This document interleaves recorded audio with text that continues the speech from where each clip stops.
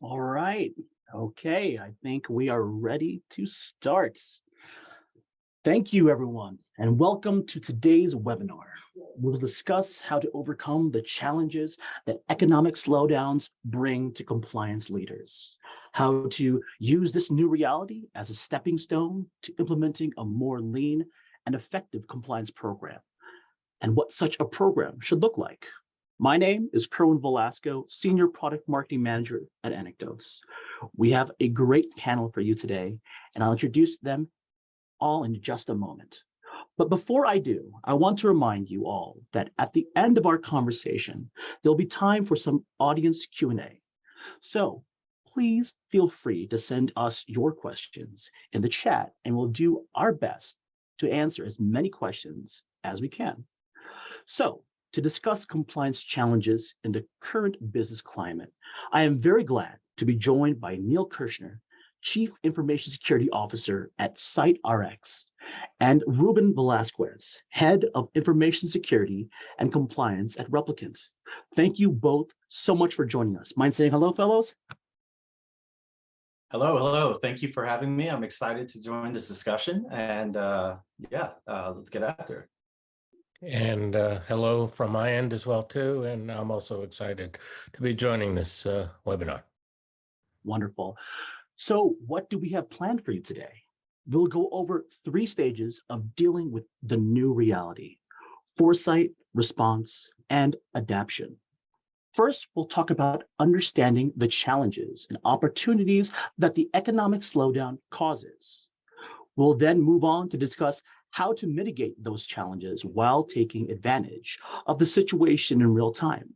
And then finally, we'll speak about longer-term strategic decisions to grow stronger and better, positioned for scaling and achieving business KPIs. But before we dive into our first question, I want to give you all a chance to introduce yourselves and to tell us a little bit about what you do and your background. Neal, you want to start us off? Sure. I run information security for SiteRx, which is a healthcare that facilitates basically trials for medical purposes with pharmaceutical companies. I have a long history in IT audit, in running security functions, and consulting on the security end. I've done it for a number of prominent organizations throughout my career, and feel very comfortable in terms of what I know in terms of compliance and security and risk management. Great, thanks. Ruben, can you share a bit about yourself with our audience? Yeah, absolutely. As Kerwin suggested, my name is Ruben Velazquez. I'm the head of information security and compliance at Replicant. Replicant is a contact center automation platform that aims to really add efficiencies and new capabilities to customer contact centers through telephony and different communication channels. So within that, we are obligated to be compliant with a number of different frameworks, and I have a lot of experience with that based on sort of cutting my teeth in the United States Air Force and working in fintech and some other organizations. So I've seen different levels of this sort of evolve, and I'm looking forward to the discussion on this. Wonderful. All right. So to set the stage for our discussion, I think it's important that we all first understand how economic slowdown affects compliance teams. Neal, what in your opinion are the main challenges that compliance teams face right now?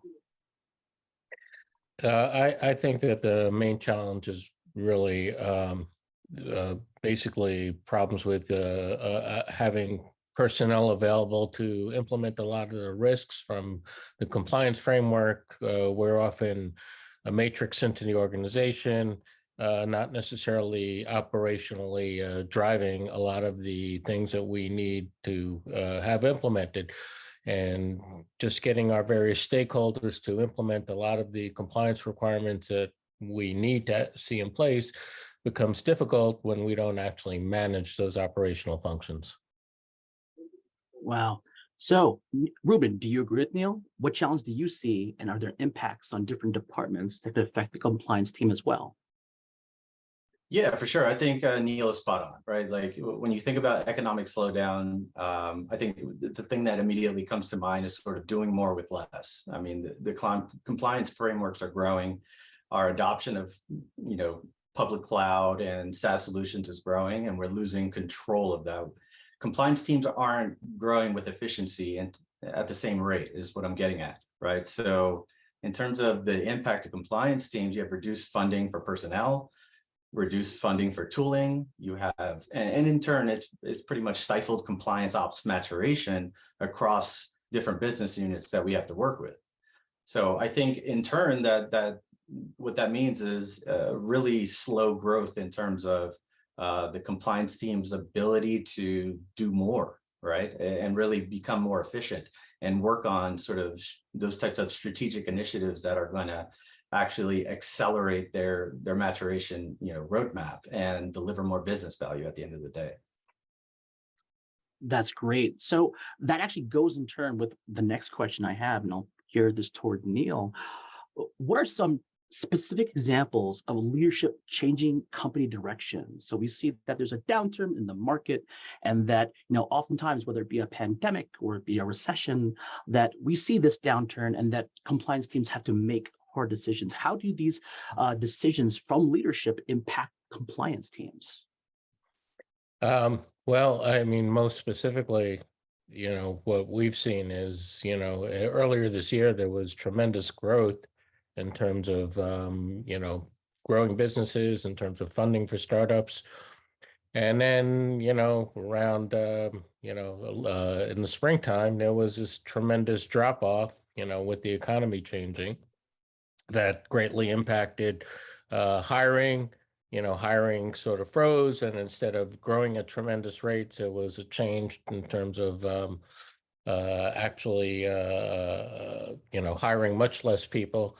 And as a result, it has become a lot more demanding in terms of getting a lot of our compliance requirements implemented because of this challenge of the economic environment and what it's caused in terms of our being able to put in place the essential controls that are needed and the type of maturity that we're looking to grow on. And so, as what was said before, we need to basically do more with less. Really interesting. Ruben, do you see it the same way in regards to leadership's decisions in these hard times, what their impact is? Yeah, I think about this, I try to shift away from doing more with less to sort of how can we level up and be more capable to deliver a better service, right? When I think about what our compliance teams are aiming to do, it's really about building trust, for the business with customers, whomever that may be, whether it's B2B, B2C, or otherwise. And so the way we try to make decisions around that is really aggressively automating more, really leveling up our engineering prowess, our capability, and thinking about, the business end to end, right? Becoming a better consultant or business partner really starts with transparency and empathy and understanding what departmental goals are across the business so that we can better work with them to fit in compliance earlier in the process. And so I think that's sort of a more specific example of like how the economic downturn is translating into a different direction. I think it's really around shifting left, similar to what we talk about in the industry with security. This needs to happen just much more so with compliance as well. Great, thanks. That is exactly what I've seen in my time talking with customers and also analysts, actually. So with that, we now understand the challenges that the new reality brings. It's time to talk about the things that compliance teams are doing that might have to change due to the new economic climate. So what's your thoughts here, Ruben, when it comes to what things have to change for compliance teams? Tell me more about the tactical aspect of this. Yeah, tactically speaking, again, I think we need to think about what our compliance personnel are doing. Where's the best use of their time, right? It's hard for me to believe that would be sort of repetitive, trivial tasks, right? Humans are much more capable of solving complex issues, and that's where I would want my team to focus on. And in order to do that, you have to automate the mundane work, the data collection piece. And there are various ways to do that, right? Whether we're talking access reviews or, evidence collection from an API, I think at the end of the day, we need to think about our processes and our capabilities from an engineering perspective to be able to solve really complex business problems, given the landscape and where technology lies today and the lack of perimeter and things like that. The state of control is just drastically different. And I think we have to approach the problem with the mindset of like accelerating our capability to deliver the same sort of business solution that we did previously. Wonderful. That's exactly how I've seen, I guess, my time in interacting with a lot of compliance leaders, where they want their teams to really focus on fixing problems instead of, like you said, mundane tasks that could be automated, right? So that's really interesting. Neal, do you agree with Ruben's sentiment here? Very much so. And I've pivoted, and my team has pivoted to using more automation tools for compliance, for even things like penetration testing. A lot of the security tools are now much more capable in terms of being able to deliver value with automation and not require, such manual intervention and manual work to do. Wonderful, amazing. Yeah. So, oh, go ahead, Ruben. You had something else to say. No, I think just to piggyback on Neal, because it was a great point. It's, in addition to that, I think, we need to think about how our systems are being leveraged together to sort of create a 1 + 1 = 3 sort of scenario, right? Oftentimes these things are desperate in reporting on its own, but we can get more efficacy out of the control and the sort of demonstrability of the evidence by really overlaying those together to paint a better picture for many different compliance frameworks. Wonderful, amazing. I'm going to put it back to Neal. Neal, what, in your opinion, should compliance leaders take into consideration when defining their goals and adjusting for strategy as it relates to business? What should their goals be now, in your opinion? Take some examples from your experience now. Well, I think I don't know if it's changed really much, and that really our objective really is to reduce risk, to make sure that the attack surface is minimal, that we don't lead of ourselves into, exposures. And also, compliance now more and more becomes greater leverage for us to be able to sell our requirements in terms of reducing risk and securing our systems.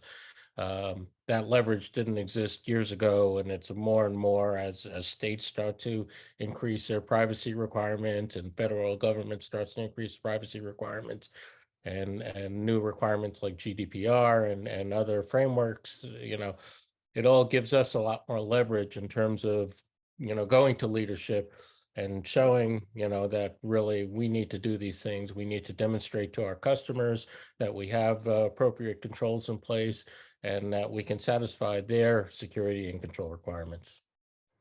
So interesting. Thank you. Ruben, how do you approach goal setting right now with your leadership? Yeah, this is a great topic. I think generally speaking, I like to shift from sort of checking the box to being a better consultant, right? Like, I believe that starts with transparency and empathy with business partners to understand their challenges, their objectives, personnel, systems.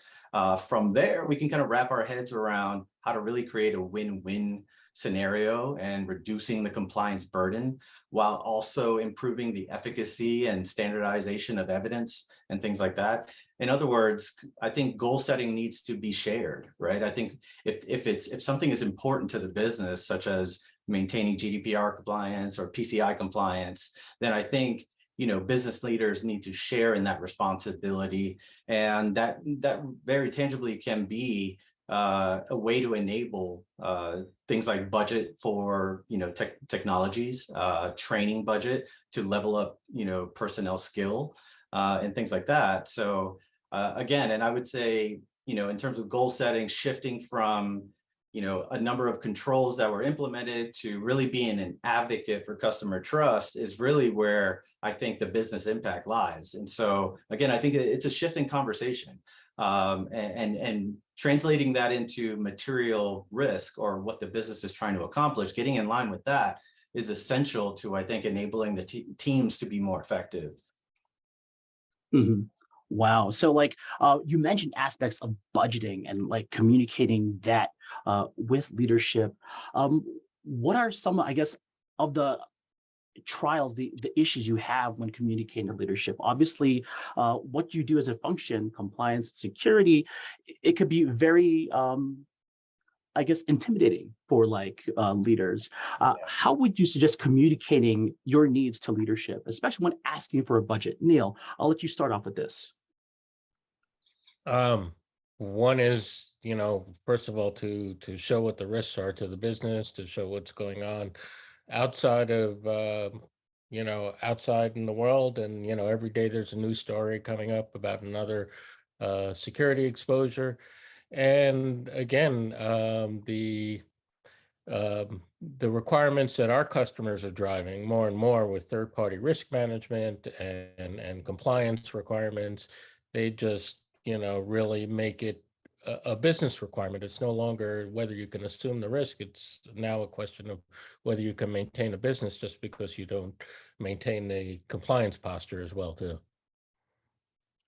Ruben, something to add here? Is that how you see it as well? Or So rephrase the question again. yeah, sure. So you mentioned how like budgeting is a hard thing to communicate, or like it's one of the aspects of the communicate to your leadership. What are the I guess trials or the problems you see when communicating your needs to leadership? Actually, right? So like Neil mentioned, like communicating that risk is a problem, and that if the business says, "Hey, we need to accept this," you need to find a way that you put certain controls in place to accept that risk. How would you communicate your leadership about that? Yeah, I think it starts with like going from that legacy mindset of checking a box and doing the bare minimum to really, what does compliance mean for this business, right? If we're going after SOC 2 Type 2 or ISO, or name the other frameworks, that whatever you want to insert there, it's really about building customer trust, right? What does that mean in terms of economic value to the business, right? How does that help the business grow and expand into new verticals, et cetera? So we need to shift the conversation really from, being a reactionary sort of, operational arm to really an enabler for the business, right? And I think that ultimately can turn into, realistic budget decisions. Because otherwise, if we sort of take this legacy approach of checking the box, what tends to happen is, continue doing what you're doing. We're doing enough, right? Are we? I would bet that we're not, right? Like the days of the spreadsheets and manual inventories, that's a losing game. I think we can all agree with the state of, technology evolution and cloud adoption, that if we don't really get in front of that and start to think in terms of like a DevOps sort of mindset, then we're going to be left behind and holding the bag at the end of the day. And that's not a place we want to be. Yes, that's exactly a lot of the things I resonate with as well. That organizations need to think of a new way of handling this. So I'm going to put now to the last section I'd like to touch on regarding longer term strategic decisions that compliance leaders have to make. So we talked about the short term, what things have to do now when it comes to your tactical operations and goals, and when it comes to communications with leaderships. Are there opportunities that the challenges we discussed can create, especially when talking about a longer term vision? Niels, can you give me some examples of how to, I guess, prepare for a longer term vision for your security and compliance program to your organization? Sure. I mean, first of all, to just keep our eye on emerging technologies and emerging risks, and make sure that we're on top of that and don't get left behind, and ignore what's really happening elsewhere, and the technologies within our own companies. But again, what we've said before is leaning more and more to integrating our tools, to leveraging automation, to just, using the AI capabilities and other technical capabilities that really, allow us to monitor continuously in real time, ensure the controls are in place, and not just from a point in time, but to always be on top of what those control requirements are and be able to report them on a continuous basis with an executive dashboard. And again, just have a longer term strategic vision as well, too. Wonderful. How about yourself, Ruben? What is your opinion when it comes to a longer term strategic vision regarding your compliance team's efforts? Yeah, this is a great area to talk about. I think it starts with having a relationship that is transparent and with the executive leadership team, right? All the way up to the CEO, and understanding what is the business's objectives, what is that long-term roadmap, and how does that fit into the compliance paradigm, right? Like, what are we going to have to prepare for, and where do we have deficiencies today that are only going to be exacerbated by this growth? When we start to understand that and remove all the jargon from the security and compliance language and distill requirements down into one list that can relate to many different frameworks, then we have something tangible that we can talk about in terms of things that we need to do and why we need to do them. And again, it's not about checking a box, but when you factor in things like the state of supply chain risk and security threat landscape, I think business leaders are becoming much more aware of sort of the long-term business impact that these things can have. And so I think getting into those conversations early and often and making that sort of risk impact statement relatable is really where the rubber meets the road. And I think you start to gain sort of that long-term traction because you're sort of operating no longer in the IT world, you're starting to operate in the business world and becoming a driver for the business. That's wonderful. I do want to go back to something that Neal mentioned before about the when he talks about long-term vision, strategic approach, the evaluation of emerging technologies, right? And so is there a cost-benefit analysis when it comes to evaluating emerging technologies, especially now during a downturn? A lot of organizations, especially like software providers, are probably are more willing to work with organizations like yourself to offer technologies at a price point that you can meet. What is some of your takeaways when it comes to evaluating emerging technologies during a downturn, Neal? Well, I think we basically again, I think it's what you've said. Do a cost benefit analysis, evaluating really what those technologies are, how they can there's two sides of that. One is the risk that emerging technologies can present to us from a business and risk point of view, and the other one is really how emerging technologies can benefit us in terms of how we can better utilize them to improve our processes, to improve our deliverables, and to be able to better monitor and secure our environment. So, I looked at, we keep a close eye on both those and look for opportunities as well as emerging risks to our environment, and make sure that we can address those and utilize them to our benefit. Wonderful. Same with you. Have you been evaluating certain technologies, emerging technologies, Ruben, because of this downturn? It seems more, I guess, fruitful to you to do that? Yeah, absolutely. Replicant is, Series B startup. At no point in time am I getting a huge compliance team, at least not in the foreseeable future, right? So it really, for me, it starts with understanding what's the business problem we're trying to solve for, right? Where do we have gaps or, capability, sort of inefficiencies, that sort of thing.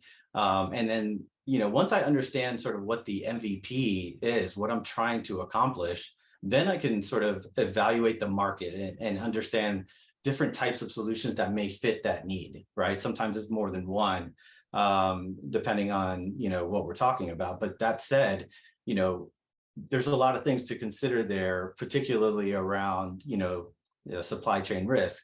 Emerging technologies can, to many, seem like sort of potentially insecure technology. So I think, a big part of this is, understanding where the bar should be set and holding that line, and being able to prove that the emerging technologies that we're using are operationally beneficial, right, in terms of automation and things like that, but they also sort of incorporate risk mitigation, whether that be using solutions that are SOC 2 compliant or PCI compliant to automate whatever type of maybe payment workflows and things like that. So I think we need to consider these things when we're, really integrating them with critical business processes. Wonderful, wonderful. These are all great points, and I think it's really valuable for our audience to hear some of these things coming from such great leaders like yourself. But we do have some questions from the audience. I'd love to ask them from you gentlemen. One of the questions we have is, where do you see compliance heading in the next year, 2023? What trends do you see will be a part of what compliance is heading to? Neal, tell me some of your thoughts for future visioning compliance as a market in general. Well, I see it as increasingly becoming business critical.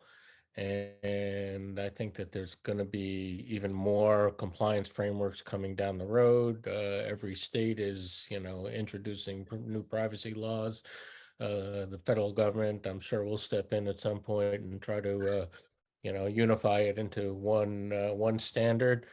But I think that, really the future is really just that we are going to have to increase our capabilities in terms of automation, in terms of being able to, deliver compliance without so much of the old, what Ruben has referred to as checking the box, the old methodologies of spreadsheets, and move towards the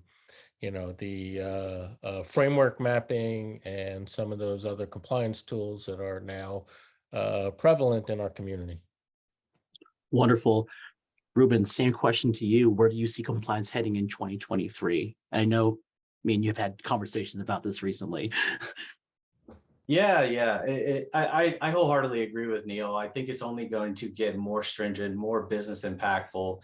If we take a look back at history and what happened, with GDPR in 2018 and such, that created a snowball effect. You can look at the Massachusetts regulation, California, CCPA. I look at that as a future where we will have parity at a state, federal level. And the bar is going to be raised considerably. Then there's things like, I think things like, SBOM or software bill of materials is going to be a very real thing in the future, right? And so what this means is that, to establish trust, it's going to be a very high bar, and businesses need to prioritize that at the highest of levels. Because I do think it is a driver, to moving forward more so than it has ever been. Wow, wonderful.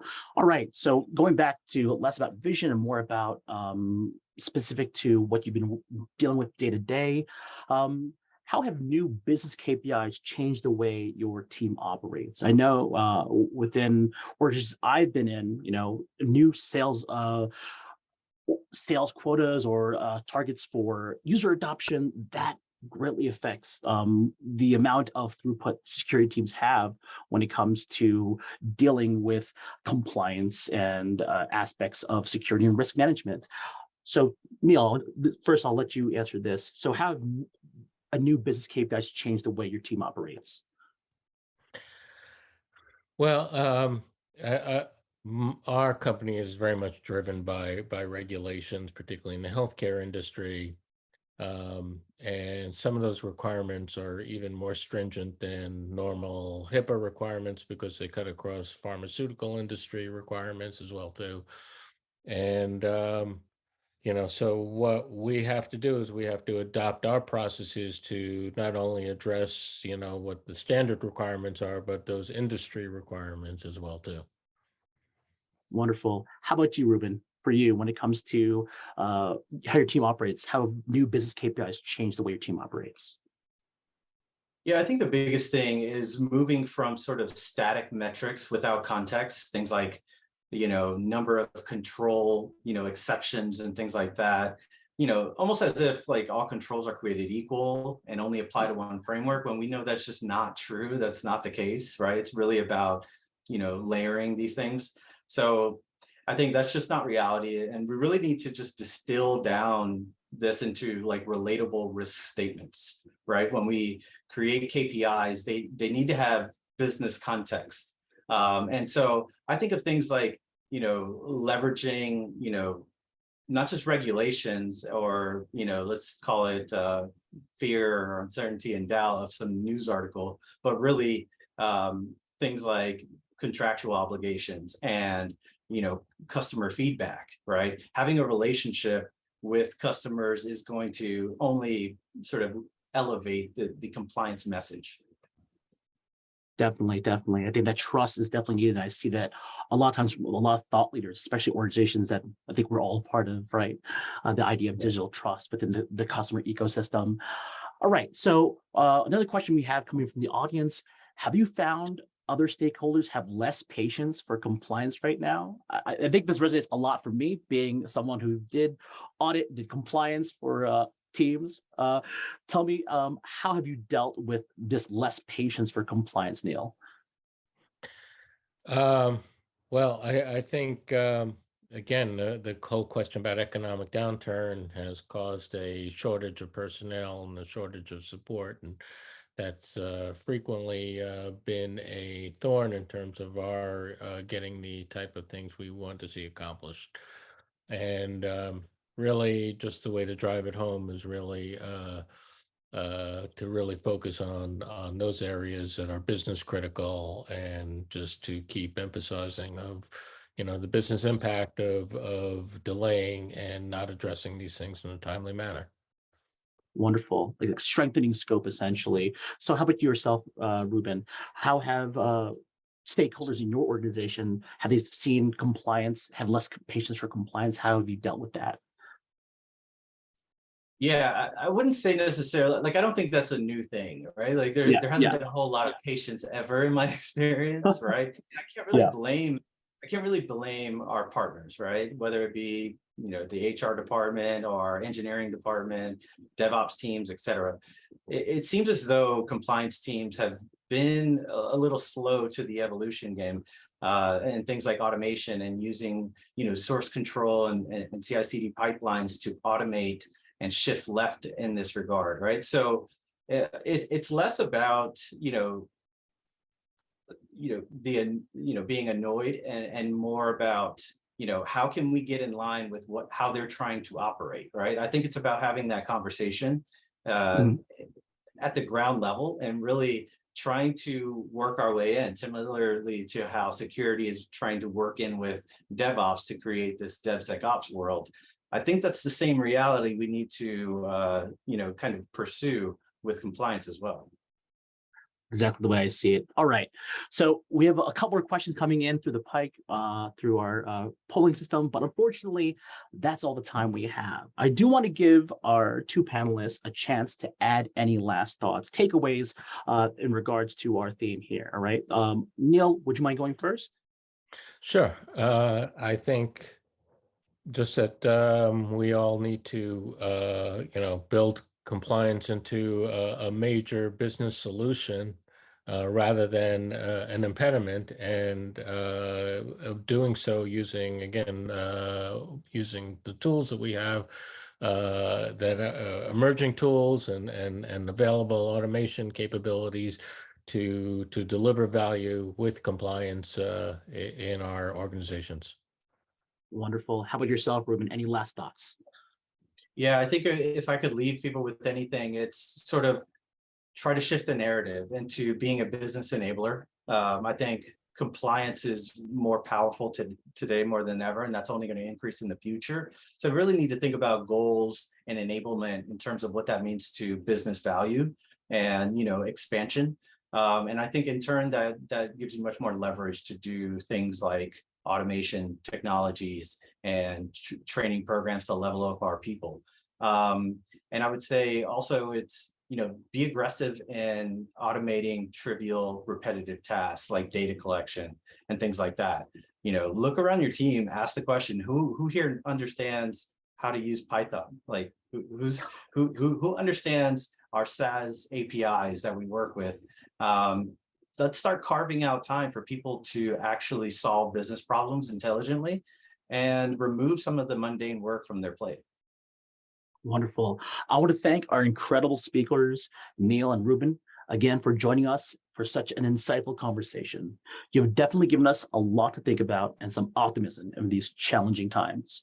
I also thank you all for joining us for this webinar and to wish you all a great rest of your day. See you next time. Thank you, everyone.